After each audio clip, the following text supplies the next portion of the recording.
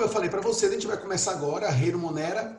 Esse tema eu vou dividi-lo em partes, porque acredite, esse assunto de bactérias, para ser bem dado, ele é enorme, tá?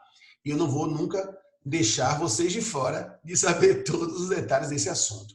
Então, o Reino Monera é um reino basicamente preenchido pelas bactérias e pelas árqueas. Sobre os representantes e os componentes desse reino, eu vou falar mais ao final, acredite. Vamos nos jogar agora em bactéria. Saber como elas são, como elas se reproduzem. É o grupo mais importante, é o grupo mais usado, né, para representar esse reino. E você tem que estar fera em Reino Monera. Tá? Então vamos nessa de abertura. Coloquei essa imagem aí de uma placa de Petri com população de bactéria, que é essa manchinha cinzinha aí, uma coisinha mais para chumbo, para cinza, que está nesses cantinhos aí da placa de Petri. Então vamos nessa. Eu já quero te falar sobre a célula bacteriana. Essa célula que tem o modelo Q, procarioto. Anota aí, ó. Reino Monera é procarioto, tá? Então eu quero te mostrar a estrutura dessa célula. Veja que logo aqui de cara eu quero te chamar a atenção para as fimbrias, que são estruturas que servem para poder manter a bactéria fixa em algum substrato. É assim que ela fica fixada, grudada em algum lugar. O flagelo, assim como todo flagelo, serve para o movimento, né? Ele está relacionado ao deslocamento para essas bactérias que vivem em ambiente aquático. A cápsula é um revestimento facultativo. Presta bem atenção. Tem espécie de bactéria que tem cápsula, tem espécie que não tem. Não é um item obrigatório. Mas quando a bactéria possui cápsula, ela sem dúvida se apresenta mais resistente aos ataques do meio, como por exemplo antibióticos naturais. E o componente, a composição química dessa cápsula pode variar de uma bactéria para outra, mas quase sempre são mucopolissacarídeos. Parede celular. Pronto, aí nós temos agora um item obrigatório da bactéria, que é a parede celular. Toda bactéria, fundamentalmente, vai ter parede celular. E aí nós temos aí a presença de uma substância que identifica, que é específica para as bactérias. E você vai anotar aí agora esse nome. Peptidoglicano. Vou repetir. Peptidoglicano. É o nome da substância presente na parede celular das bactérias. Cara, caiu uma questão. Parede celular de peptidoglicano. Pô, bactéria. Acabou, não tem discussão, tá? Membrana plasmática, lógico, se é uma célula, tem membrana plasmática, que vai exercer aqui as funções tradicionais de uma membrana plasmática, entrada e saída de substâncias, de água, etc. O mesossomo, que é essa invaginação que você observa na membrana plasmática. O citoplasma, que é procarioto. Perceba que esse mesossomo ele vai ser utilizado por vários autores como uma região que concentra enzimas do metabolismo energético da bactéria, enzimas da respiração, que essas enzimas ficam em torno desse mesossomo, tá? Isso é uma referência muito comum na literatura, mas existem bactérias que têm exceção a essa regra. Mas você pode sim adotar essa história de que o mesossomo é ali que se localiza as enzimas respiratórias como algo bem comum no conteúdo de bactéria. Citoplasma, como você vê, o citoplasma aí, não tem complexo de Golgi, não tem complexo retículo endoplasmático, não tem nenhuma organela. Não existe organela membranosa em estrutura que é procariótica. Os ribossomos são do tipo 70S. Olha que louco, Landes, o que é isso? Eu sei que você sabe que os ribossomos são essas estruturas que trabalham na síntese proteica, né? É ali que o RNA mensageiro, o transportador vão se encontrar para poder formar proteína. Porém, todavia, entretanto, nós temos dois padrões moleculares de ribossomos na natureza. O ribossomo 70S ele é exclusivo de bactéria. Ribossomo de célula eucariótica, da minha célula, da sua célula, da célula de uma planta, é 80S. Gente, isso é uma característica molecular que diferencia procarioto de eucarioto. Tu entendeu? Diferencia procarioto de eucarioto.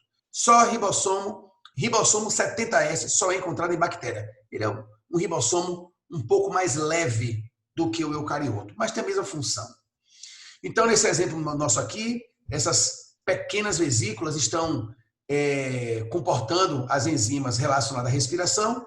Aqui seria uma exceção à regra sobre o mesossomo. O nucleóide é esse setor, essa região aonde se encontra o principal DNA da bactéria. Esse DNA que compõe o nucleóide é o DNA que tem os genes pertinentes a essa espécie, a esse indivíduo, tá? É aí nesse nucleóide que estão os genes que determinam quem é esta bactéria. Porém, você deve lembrar outro aspecto molecular. DNA bacteriano, DNA procarionte não é linear, é circular. É um DNA que as pontas dele se encontram. Então, é um DNA em forma de anel. Nós chamamos de DNA circular, tá? Eu também posso chamar isso de cromossomo bacteriano. Gente, vai anotando tudo isso, que é muito termo, tá? Eu posso falar DNA do nucleóide, posso falar cromossomo bacteriano, mas ele tem essa organização circular e não possui estonas. Anota isso também, não possui estonas. Nós temos outros DNAs presentes na bactéria, que são DNAs extra-adicionais. Geralmente, eles que têm a responsabilidade de conferir para a bactéria resistência a antibióticos. São genes que conseguem fazer com que a bactéria se torne resistente a antibiótico. Mas a resistência a antibiótico é um tema exclusivo e já mais à frente a gente vai falar como essa resistência acontece, tá? Mas, enfim, plasmídio é esse DNA extra, pequeno, também circular, e quase sempre está relacionado à resistência a antibióticos. Então, eu chamei tua atenção para alguns aspectos, por parede celular. Falei o quê? Peptídeo-glicano, não esquece. Ribossomo 70S é coisa só de procarionte. DNA circular é coisa só de procarionte. DNA de procarionte não tem estonas. Anota isso aí, tá? E as bactérias se apresentam de uma forma muito interessante, né? Elas podem ser como bolinhas, mais compridinhas e tal. Então, tem os cocos, que pode ser coco, diplococo, streptococcus, as sarcinas, as tétrades, os estafilococos. São arranjos coloniais. Cada bolotinha dessa é uma bactéria. Elas estão convivendo juntas em algum ambiente. Como Streptococcus aureus, entendeu? Bacilo tem essa forma realmente de bastonete. Tem o diprobacilo, tem o streptobacilo, tem os cocobacilos. Então, são modelos da forma da bactéria. Mas um padrão de ser procarionte, ribossomo 70S, tudo isso você vai encontrar em todas. E ali, as mais esticadinhas são os espirilos. Você pode classificar como espiroqueta ou chamar essa espiroqueta já de espirilo. Anota isso. Espiroqueta e espirilo dado mesmo, tá? Pode se usar o nome espirilo como um sinônimo direto para espiroqueta. E o vibrião, tá ali vibriones, né? É o vibrião, por exemplo, a bactéria que causa cólera, Vibrio cholerae. O próprio gênero do nome da bactéria já tem a ver com a forma dela, sacou? Então, umas fotinhas aqui de microscópios, lindas, né? As bactérias são lindas demais. São seres realmente muito primitivos, de um modelo muito primitivo, e até hoje estão aí dominando o mundo. Tem bactéria em tudo quanto é canto, na sua pele, em todas as superfícies que você entra em contato, na água, no solo. As bactérias são impressionantes. Vivem em ambientes inóspitos, tudo isso a gente vai falar mais à frente, mas nesse vídeo eu quero trabalhar com você os aspectos gerais, tá? Aqui agora estamos falando do método de Gram, que é exatamente uma identificação também da estrutura bacteriana, que Joachim Gram, lá no século XIX, conseguiu criar para poder diferenciar tipos bem distintos de bactérias. Foi o que ele fez, ele usou um pigmento, tá? E nesse pigmento ele percebeu que algumas bactérias ficavam com a cor violeta e outras não. As bactérias que ficaram com a cor violeta, ele falou, olha, são positivas. Tipo assim, resultado positivo, deu positivo para a cor. E as que não ficaram violeta, ele falou, ó, deu negativo. Mas o tempo e as pesquisas foram avançando e nós passamos a entender melhor essa coisa de gram positiva e gram negativa.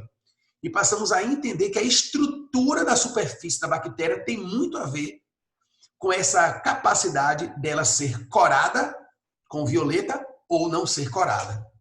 tá? Então vamos lá. Deixa eu te falar primeiro da bactéria gram-positiva. Botei no cantinho ali, ó, a corzinha dela violeta para você não esquecer de qual coloração nós estamos falando. Então, tá aí uma bactéria, né? Fiz um cortezinho nela, tá ali a superfície dela bonitinha. Vamos ver como é essa parede celular e essa membrana plasmática dessa bactéria. Perceba, uma bactéria como essa, ela apresenta a membrana plasmática normal, como você já conhece, e uma parede celular exclusivamente de peptídeo glicano. Pronto. Simples assim. Então, bactérias como essa, quando testadas no método de Gram, elas ficam com a coloração violeta. Exatamente porque a substância, o corante, vai, né, impregnar nessa parede celular e nós, portanto, veremos a bactéria com a cor, portanto, violeta. Por isso, Gram positiva. Não é uma relação direta, mas quase sempre as Gram positivas, comparadas às Grams negativas, as positivas são bactérias relativamente mais frágeis do que as Gram negativas. Bactéria Gram negativa é mais chata, é mais carne de pescoço para combater. Então, na Gram negativa, que aqui ficou rosinha, tá? Você pode olhar lá em cima, tal. Ficou rosinha? Você vai perceber que a parede celular dela é um pouco diferente. Além de ter a camada de peptídeo glicano, que está aqui representada por esses bastõezinhos, tem também na parede celular uma camada de lipoproteínas. Algo parecendo uma membrana plasmática, mas entenda, isso é a parede celular. É uma parede celular que tem duas composições, sacou? É uma parede celular que tem dupla camada na parede celular. Por isso ela é gram-negativa. Então ela não recebe muito bem o corante que Joaquim Gram usou e ele chamou então de negativo. Essas bactérias são mais carne de pescoço. Essas aí tendem a ser bactérias mais difíceis de combater. Tá bom? Vamos seguindo em frente, que eu quero te mostrar aqui essa comparação do Gram positivo com o Gram negativo. Então, o Gram positivo, apenas uma camada na parede celular, tá vendo? Gram negativo, parede celular com duas camadas, o peptídeo glicano e uma camada lipoproteica. Pronto? Falamos de estrutura. Estrutura de bactéria, fechei nessa aula. Na próxima aula a gente vai falar de métodos de reprodução e tal das bactérias. Valeu? Segue o fluxo e vem comigo para a próxima aula. Valeu!